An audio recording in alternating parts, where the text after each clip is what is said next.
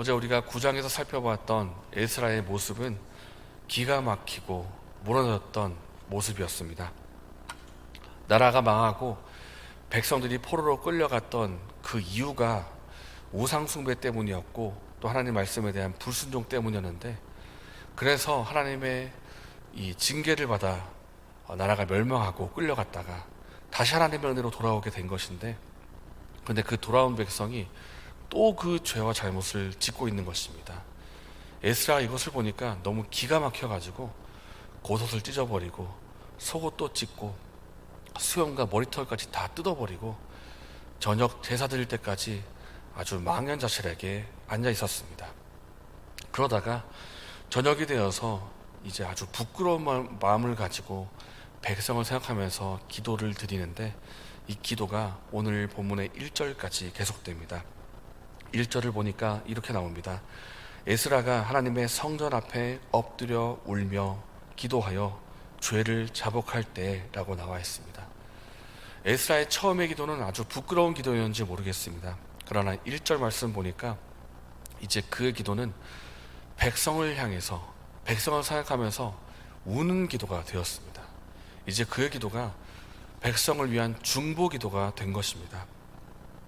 우리가 기도할 때 나를 위해서도 기도하지만은 나의 가족이나 혹은 구역 식구나 공동체를 위해서 하는 중보 기도를 드릴 때가 있습니다. 근데 우리가 중보 기도를 드릴 때 때로는 이런 생각이 들 때가 있습니다. 우리가 기도하는 것이 당장의 응답이 되기보다는 뭔가 단시간에 가시적으로 나타나지 않기 때문에 때로는 내가 기도하는 것이 크게 의미가 있을까? 이런 생각을 할 수가 있는데요. 우리가 하는 중보 기도가 의미가 있을까요? 아주 큰 의미가 있고, 하나님은 우리가 다른 일을 위해서 중보 기도를 하기 원하시고 우리의 기도를 통해서 응답하신다는 것을 우리가 꼭 기억하면 좋겠습니다. 제가 20살이 되어서 예수님의 말씀에 관심을 기울이기 시작하고 예수님을 영접하게 되었습니다. 근데 그 무렵에 제가 선교단체의 한 순장님을 만나게 되었는데, 근데 하루는 그 순장님이 새벽에 자다가 말고 어디를 나가는 것입니다. 그 옆에 있었기 때문에 어디를 나가시지 하면서 제가 뒤를 쫄쫄 따라갔습니다. 영문도 모르고. 그런데 그 순장님이 한 교회로 들어가시다니 새벽 기도회를 하는 것이었습니다. 그분은 이제 새벽 기도회 앞쪽에 앉아 있었고 저는 멀찍이 뒤에서 구경하듯이 앉아 있었는데, 제가 새벽 기도회를 하는 것을 보고 충격을 받았습니다. 그 순장님이 자기가 맡은 그 소그룹의 한 사람 한 사람 이름을 불러가면서 아주 울면서 기도를 하는 것입니다. 하나님, 누구를 좀 살려주십시오. 하나님, 이 영혼을 좀 살아나게 해주십시오. 라고 아주 통곡을 하면서 울면서 기도하는 그 소리를 듣고 제가 충격을 받았습니다. 아, 누군가가 나를 위해서 기도하고 있구나. 누군가가 나를 위해서 울면서 기도를 하는구나. 제가 그 기도 소리를 듣고 제 마음에 변화가 일어나기 시작했습니다. 아, 하나님이 정말 살아계시는 것 같다. 예수님의 복음이 무엇인지를 좀 알고 싶다. 그렇게 예수님 만난 후에 저는 저를 위해서 기도하는 분이 또 한 분 있다는 것을 알게 되었습니다. 바로 저의 어머니였습니다. 저희 어머니가 몇십 년 전부터, 제가 어릴 때부터 거의 매일마다 새벽 기도를 나가시면서 제 영혼을 위해서 기도하셨던 겁니다.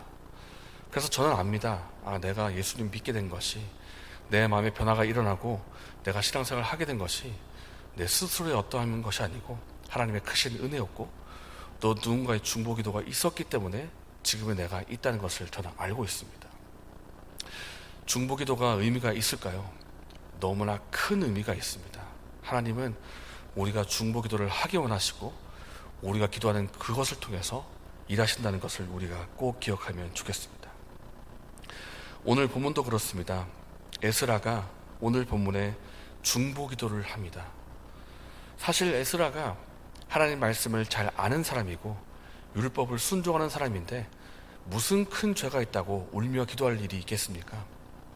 에스라 스스로를 볼 때는 그렇게 눈물을 흘리며 회개할 일이 없겠지만은 백성들을 볼 때는 너무나 눈물이 나는 것입니다. 여전히 죄에서 헤어나지 못하는 이 백성들의 형편을 살펴보면서 눈물이 나고 기도가 나오는 것입니다. 그렇게 에스라가 무릎을 꿇고 눈물을 흘리며 기도하니까 어떻게 됩니까? 백성들의 마음에 변화가 일어나기 시작합니다. 1절 말씀 보십시오. 백성들이 모이기 시작합니다. 백성들이 자신의 죄를 자백하고 회개하기 시작합니다. 그리고 3절을 한번 보시기 바랍니다. 죄를 자백할 뿐만 아니라 이제는 그 죄를 버리기로 결단합니다. 우리가 이제는 그 이방 여인들을 내보내겠습니다. 우리가 비록 결혼해서 가정을 이루었지만 그 자녀까지도 관계를 정리하겠습니다. 물론 오늘날에 이제 문자 그대로 대입하기는 어렵겠습니다만은 그 당시에 그들이 그 죄에 대해서 그만큼 철저하게 회개하고 돌이키는 일이 있었는데 그 가운데 에스라의 중보기도가 있었다는 것입니다. 이제 그 관계를 정리하고 백성들이 이제 스스로 이렇게 말합니다. 오늘 본문은 아니지만 함께 12절을 함께 읽도록 하겠습니다. 모든 회중이 큰 소리로 대답하여 이르되 당신의 말씀대로 우리가 마땅히 행할 것이니이다. 이제 우리가 당신의 말씀대로 행하겠습니다. 이 당신의 말씀은 곧 하나님 말씀이죠. 우리 하나님 말씀을 따라 마땅히 행하겠고 우리가 깨뜨렸던 그 언약을 다시 세워서 하나님 앞에 신실한 백성으로 다시 살겠습니다라고 결단을 하고 실제로 관계를 정리하는 그 삶의 변화까지, 마음의 변화만이 아니라 삶의 변화까지 이어지는 것을 우리가 오늘 본문에서 보고 있는 것입니다. 처음에는 에스라가 울면서 무릎을 꿇고 기도를 했습니다. 그런데 이후에는 어떻게 됩니까? 무릎을 꿇고 기도했던 에스라도 이제 그 자리에서 일어납니다. 5절을 보십시오. 에스라가 일어나, 이런 표현이 있습니다. 오늘 본문을 읽다 보면 에스라가 일어난다는 표현이 한 번 더 나오고요, 10절에도 나와 있습니다. 제사장 에스라가 일어나. 이 일어난다는 것은 단지 자리에서 일어난다는 단순한 표현만이 아니라 무언가 새로운 일이 시작됐다는 뜻입니다. 새로운 일이 시작되었기 때문에 그 일을 진행하기 위해서 일어났다는 뜻이고요. 오늘 본문으로 보면 백성들의 마음에 변화가 일어났기 때문에 에스라가 일어나게 된 것입니다. 우리가 중보기도 할 때에는 처음에는 무릎을 꿇고 기도를 하겠지만은 기도를 하고 나서는 이제 일어날 일이 생긴다라는 것입니다.